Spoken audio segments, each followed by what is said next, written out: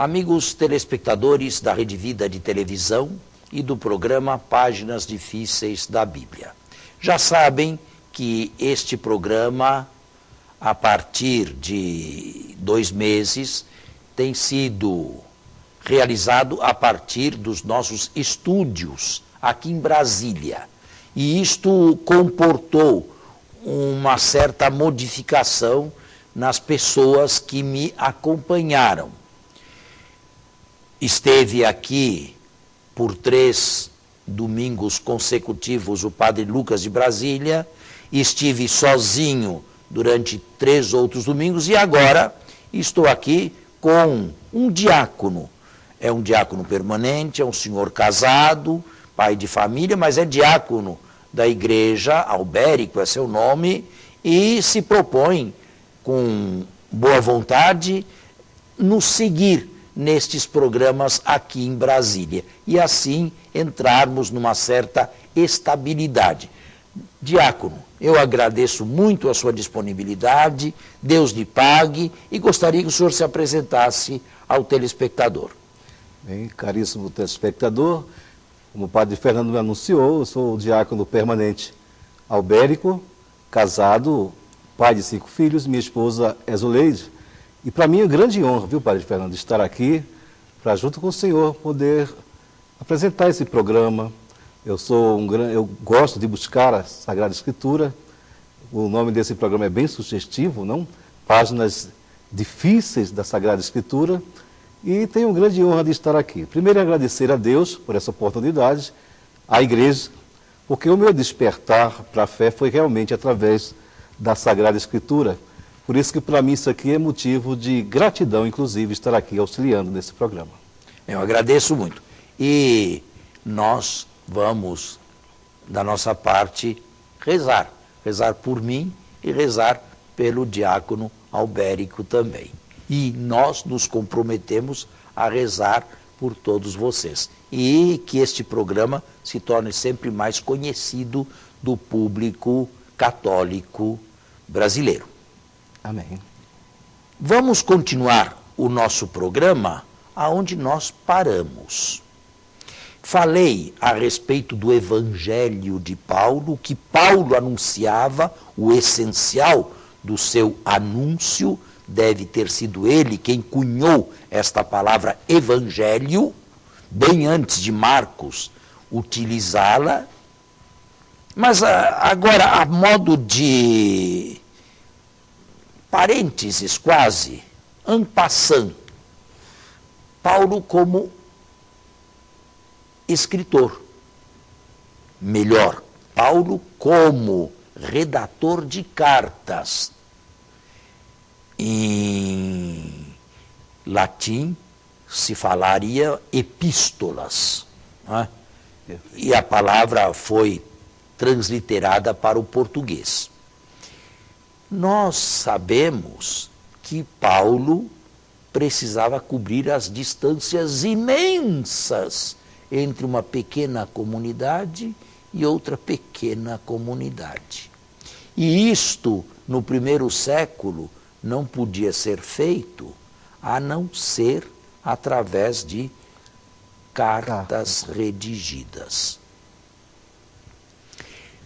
Nós temos 14 cartas que aparecem com o nome de Paulo, ou como sendo atribuídas a Paulo. Dessas 14, 5 são de seu próprio punho, ou de sua própria iniciativa, mas depois tenho que explicar o que se entende por seu próprio punho. Quais são elas? A primeira aos Tessalonicenses, que é o primeiro escrito cristão de que se tem o conhecimento. Lá pelos anos 50, por aí? 49 e 50.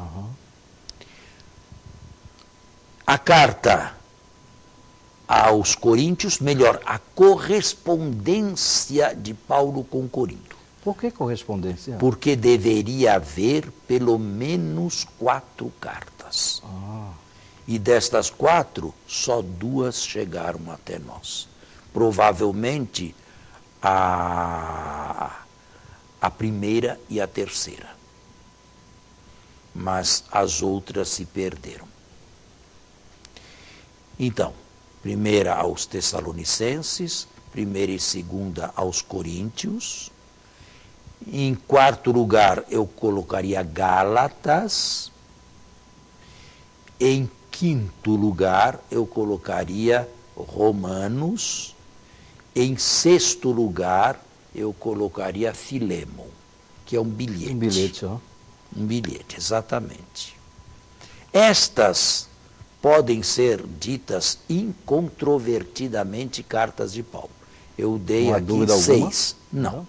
Eu aqui enumerei 6, não foi? Com o Filemon, sim. Mas falta uma ainda. A carta aos Filipenses. Também esta é incontrovertidamente paulina. Então, 7 cartas, incontrovertidamente paulinas. Agora, 2 são duvidosas. Quais são? A primeira duvidosa é Colossenses. É uma carta, 60% dos exegetas, ou até mais, aceitam que seja da autoria de Paulo. Mas há 30%, ou um pouco mais, que não aceita. Por causa da teologia desenvolvida e, sobretudo, por causa da eclesiologia. Lá se fala da grande igreja e não é costume de Paulo falar de uma grande igreja. Paulo sempre fala de igrejas particulares. Há também uma outra carta controvertida, que é a segunda aos Tessalonicenses. Também aqui, uns 50% aceitam que seja da autoria de Paulo, e eu não vejo inconveniente algum em que ela seja de Paulo, mas existem outros que põem dúvida. Agora, aquelas que certamente não são, e lhe foram atribuídas 20 ou 30 anos depois da morte, uma espécie de escrito póstumo, ou alguém que quis presentear Paulo póstumamente, depois da sua morte, tornando-o pai daquele texto. Pelo menos eu penso numa delas, eu posso interromper, a carta aos Hebreus. Esta certamente não é de Paulo e nem pertence mais ao corpus paulino. Seria a primeira e a segunda a Timóteo. Surpresa para mim, né? A primeira e a segunda, as pastorais. A primeira e a segunda é Timóteo e a carta a Tito. Estas 3 certamente não são paulinas. Isto é, elas nasceram, elas vieram à luz 20 ou 25 anos ou 30 após a morte de Paulo. Porém, os autores destas cartas quiseram prestar-lhe, como disse, uma homenagem póstuma, fazendo com que ele se tornasse póstumamente o autor destas cartas. Ou então, escondendo-se por detrás de um nome de projeção, como o nome de Paulo, para que o texto tivesse a sua autoridade. Certo? Agora, quando se diz que Paulo é escritor, ou escreveu pelo menos 7 cartas, pelo menos 7, de próprio punho, é preciso tomar cuidado. Hoje, quando se compra um livro, a primeira coisa que se vê, ou que se procura ver, é quem é o autor. Tá certo? Tá certo. Quem é o autor, quem é ele, o que ele fez e, de preferência, a sua fotografia também. No passado não era assim. No passado se podia chamar autor quem escrevesse de próprio punho. Agora, a escrita no passado era bem mais difícil do que a escrita no presente, não é?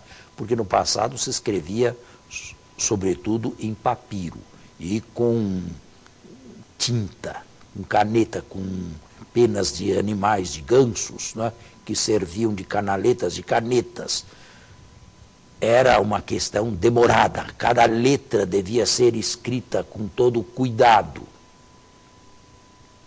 Paulo Pode ter feito isto algumas vezes? Sim, pode. Só que levava tempo. Imagina. É bem mais tempo do que hoje. Hoje se digita com toda tranquilidade. E se for o caso de apagar, se apaga com toda facilidade também. No passado não era assim. Segundo lugar, pode ser ainda autor, com relação ao passado, com relação à mentalidade antiga, aquele que ditava e possuía um secretário ou amanuense que ia escrevendo o que ele ditasse. Em terceiro lugar, era considerado autor aquele que desse as ideias para que outros colocassem as ideias no texto, ou transformassem ideias em texto. Paulo poderia ter dado 3, 4 ideias e alguém ter colocado aquelas ideias num texto. Neste caso, depois Paulo deveria ler o texto e, naturalmente, fazer sua, ver que aquelas ideias, agora transformadas em texto, fossem ideias realmente suas, isto é, ideias autênticas, não falsas ideias. E havia também quem escrevesse em nome de outra pessoa. Portanto, a epistolografia do passado, chamemos-la assim, seguia uma ordem diferente dos escritos modernos e contemporâneos. Quando nós dizemos que Paulo é o autor, pelo menos, de 7 cartas, nós devemos deixar espaço a isto. No caso da carta aos Romanos, nós sabemos claramente que ele se serviu de um secretário, Sesto, que se despede com ele na carta. Nós vamos fazer o intervalo e já voltamos. No intervalo, o senhor me interrogou sobre alguma coisa? Porque eu lembrava que, pelo menos numa das cartas, eu vi uma citação, não sei precisar qual agora, onde Paulo ele diz, eu escrevo do próprio punho, é minha letra, não? Sim. Então, o que ele quis dizer com isso? Porque talvez naquela carta, realmente, ele quisesse insistir na sua paternidade. Mas isso não acontece, por exemplo, nas que não são dele. Então há um indício aí de que as outras poderiam não ter sido, não? Escrita de próprio punho, já que ele diz que essa é de próprio punho. Pelo menos, o que ele diz que de próprio punho é a sua saudação final. É verdade. O epílogo, quer dizer, a despedida. É possível que um outro tenha, que ele a tenha ditado a um outro, é possível, não posso provar isto. É possível que ele a tenha ditado a outro, mas no final tenha ele tomado a pena e redigido o epílogo. Perfeito. De próprio punho, eu, Paulo. Assim que escrevo em todas as cartas. Não é? Agora, estas cartas, uma vez escritas, seguiam para os seus endereços. Certo? Quem levava estas cartas? Evidentemente, não os nossos correios modernos e contemporâneos. Paulo devia ter mensageiros e devia ter, naquela época já, uma rede completa de colaboradores que viajavam de um lado para o outro e que transmitiam estas coisas. A carta ia. Nós não sabemos se Paulo escrevia alguma, que se guardava, se conservava para si alguma cópia. Ou seja, se escreveu 2 vezes, por exemplo, a carta dos Romanos. Uma para ser enviada e outra para ficar consigo. Mas era muito trabalho, não? Será? É trabalhoso, mas era a única possibilidade de ele ter pessoalmente ou conservar pessoalmente o que ele tinha transmitido. Entendi. A carta chegava na comunidade, também não imaginemos que cada um fosse no seu box do correio e lesse pessoalmente a carta. Não, isso não existia. A carta era recebida por um responsável da igreja, e esta carta era lida numa assembleia cultual ou litúrgica. Portanto, a maioria daqueles para quem ela era dirigida, para os quais era dirigida, a ouviam, não a liam. O texto era um só. E, portanto, ela deveria ser lida. Agora, nada impede que, com a autoridade de Paulo e devido à autoridade de Paulo, ela fosse recopiada. E cópias fossem mandadas para comunidades vizinhas ou comunidades próximas. E assim se ia formando, ainda na vida de Paulo, o seu epistolário. Certo? Certo. Mas para muitos, o telespectador se fixe, a única maneira de tomar conhecimento do que Paulo dizia era escutar a leitura do texto numa assembleia pública ou numa assembleia litúrgica. Fico imaginando aqui se alguns desses escritos também não poderiam ser de alguém que escutava as pregações de Paulo, os ensinos de Paulo, numa assembleia e se copiava alguma coisa. Será que havia possibilidade disso? Não podemos negar nada a priori, né? Mas não temos como afirmar também. Provavelmente as cartas eram recebidas com muito apreço, devido à autoridade de Paulo. E, sobretudo, a paternidade daquelas comunidades, porque muitas daquelas comunidades, com exceção de Roma, tinham sido fundadas por ele. Portanto, ele era o seu pai espiritual. Ele era aquele que criou a comunidade, que colocou as bases da comunidade. Como ele fala na carta aos Coríntios, outros regarão depois, mas a base foi feita ou foi posta por ele. Não é? Por isso mesmo, eu acredito que estas cartas tiveram, já em vida, muita importância, e depois da morte de Paulo, maior importância ainda. E assim, acredito que as igrejas particulares fossem trocando entre si cartas de Paulo. A igreja de Corinto podia trocar uma carta com a igreja de Roma ou com a igreja de Filipos.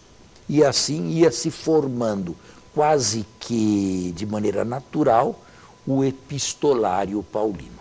Uma coisa é certa, ele precede no tempo aos evangelhos escritos.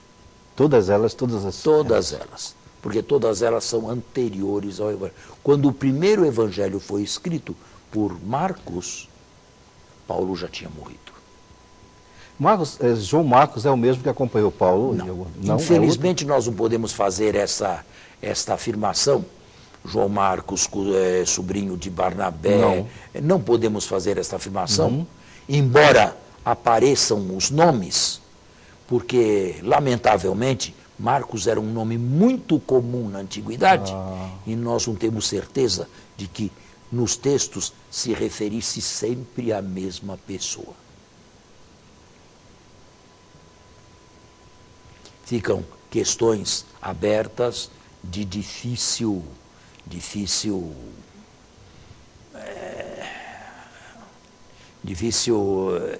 solução. Não há solução para isto.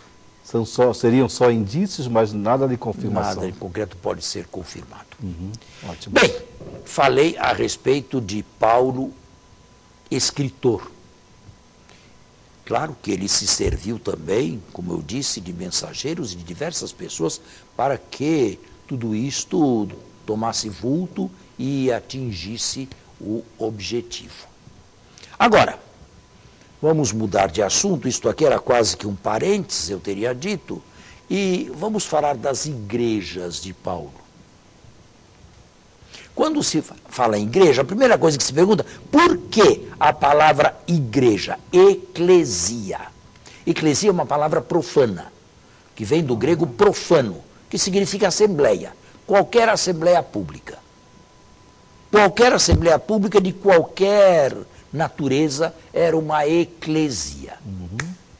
Agora, Paulo deve ter buscado e divulgado este nome, não através do conhecimento dele próprio nas associações profanas, mas através do conhecimento da tradução grega dos 70, onde a famosa Assembleia de Deus, Kaal Yahvé, é traduzida em grego por eclesia. Eclesia significa assembleia. Paulo deve ter buscado lá na tradução grega dos 70, feita 3 séculos antes de Cristo, o título para as suas comunidades. Um título paralelo, um título sinônimo, seria sinagogé, porque sinagogé, sinagoga, também significa assembleia. Sinagogé, e o verbo again, reunir. Porém, este nome, este título, já estava por demais identificado com os judeus. Era a sinagoga dos judeus. Perfeito. Para não confundir, se buscou para a comunidade cristã, para as comunidades cristãs, o título de eclesias, ou eclesiai, o plural grego. Perfeito. Mas buscando o vocábulo no texto da tradução grega da Bíblia hebraica, nos 70. Perfeito. Bem, como funcionavam estas eclesiai? O senhor acabou de me falar a respeito de suas funções na sua paróquia, na sua igreja, São José. Não é verdade? Pois bem, nós não temos nenhum dado arqueológico nos 3 primeiros séculos do cristianismo de um edifício destinado ao culto cristão. Não havia. Portanto, nós devemos concluir que não havia edifícios públicos para cristãos. Reuniu-se então nas casas? Isso? As sinagogas existiam, Existiam. mas lugares de culto para cristãos não existiam. Eles deveriam reunir-se em casas privadas. Agora, quantas pessoas cabem na sua casa, concretamente? Lá umas 10, 12, por aí. Assim era também no passado. Não mais do que umas 15, 20. Isto na melhor das hipóteses. Como a maioria dos cristãos, do ponto de vista sociológico, era de classe média baixa, bem baixa, nós devemos imaginar que os locais de reuniões fossem pequenos apartamentos. Havia nos bairros residenciais, ou chamados residenciais, casas com 1 ou 2 andares em cima. Quanto mais rico, mais embaixo se ficava. Não precisa subir escada. Quanto mais pobre, mais para cima se ia. Não havia elevador. Então, nós devemos imaginar pequenos apartamentos, pelo menos nas grandes metrópoles paulinas, onde o culto era feito com as pessoas que cabiam naqueles pequenos apartamentos, 10, 12 pessoas no máximo. Eu fico imaginando que não devia também ser tão livre assim, né, como é hoje. Pensou, vamos nos reunir. Vamos falar sobre isso aqui no próximo programa, porque o nosso hoje está encerrado. Mas Perfeito. A pergunta é perfeitamente cabível e será respondida lá. Então, muito obrigado pela audiência, muito obrigado, Diácono, pela sua inauguração aqui, pela sua presença. Espero vê-lo sempre aqui, estavelmente, neste programa. Me despeço e até o próximo domingo, se Deus quiser.